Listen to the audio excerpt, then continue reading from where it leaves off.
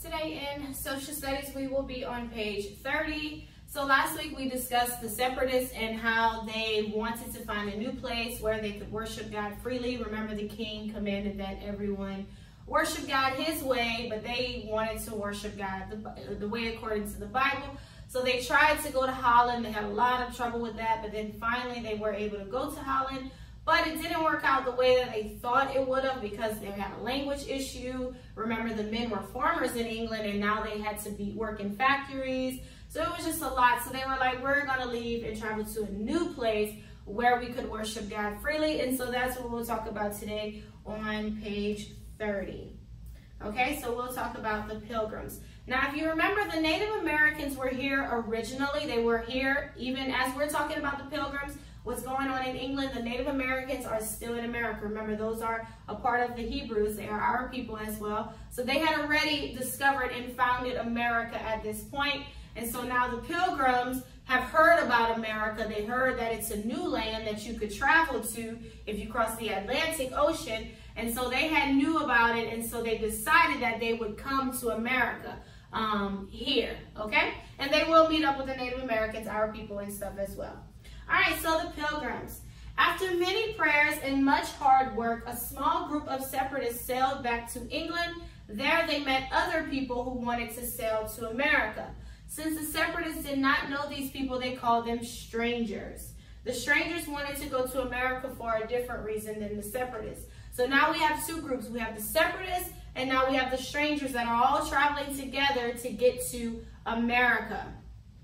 They hoped to find new work and adventure there. Remember, the separatists, they traveled because they wanted to be able to freely worship God, and they were all traveling together. So the strangers and the separatists traveling together, they were called the Pilgrims.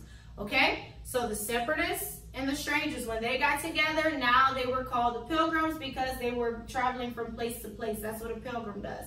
They travel from place to place. And so now they're on their way, crossing the Atlantic, coming to America. So let's look at page 31. Sailing for America. The day finally arrives. On September 6th, 1620, a ship called the Mayflower set sail for America. On board were 102 passengers. So the ship that they traveled on is called the Mayflower. And so in September of 1620, September 6th, 1620, that's the year. So you know how we're in 2020? It's 1620. So that was like 400 years ago.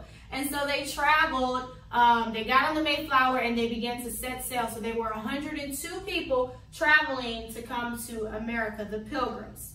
There were also 20 sailors on board. They laughed at the separatists making fun of their prayers. But do you think this made the separatists ashamed to pray? No. They kept praying and asking for God's help. The captain of the Mayflower was named Master Jones, and he was an excellent captain.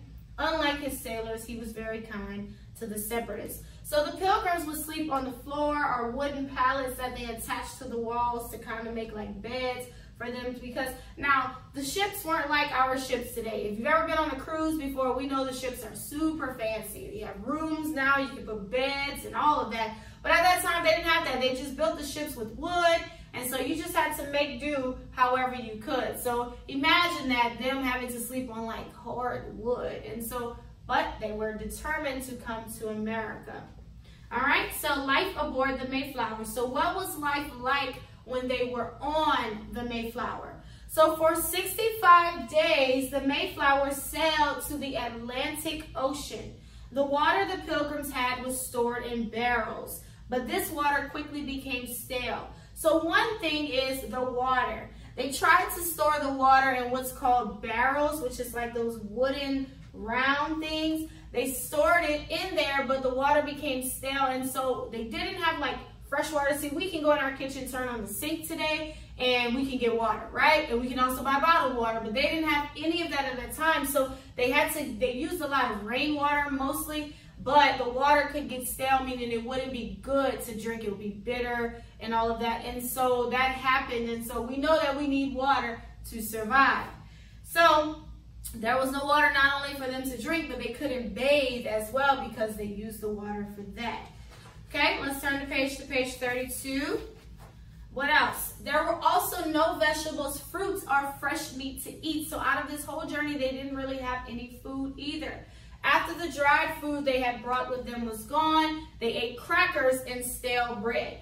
I don't know if you've eaten stale bread before. What that means is like bread that's like really hard and just, it's not fresh anymore, it's not soft. Well, that's kind of what they were eating. So they didn't really have any water. They didn't have meat and fruits and vegetables, all of that. They didn't have any of that. They were eating stale bread and crackers. Yes, they continued to thank God for his goodness. He was sending them to a country where they would be free to worship him. So all of the Mayflower's passengers and belongings were crammed together. Some of them even had to sleep inside a small boat that the Mayflower carried. And so if you look on page 32, so they have a picture of like our ships today compared to the Mayflower. You can see there's a big difference between the two, right?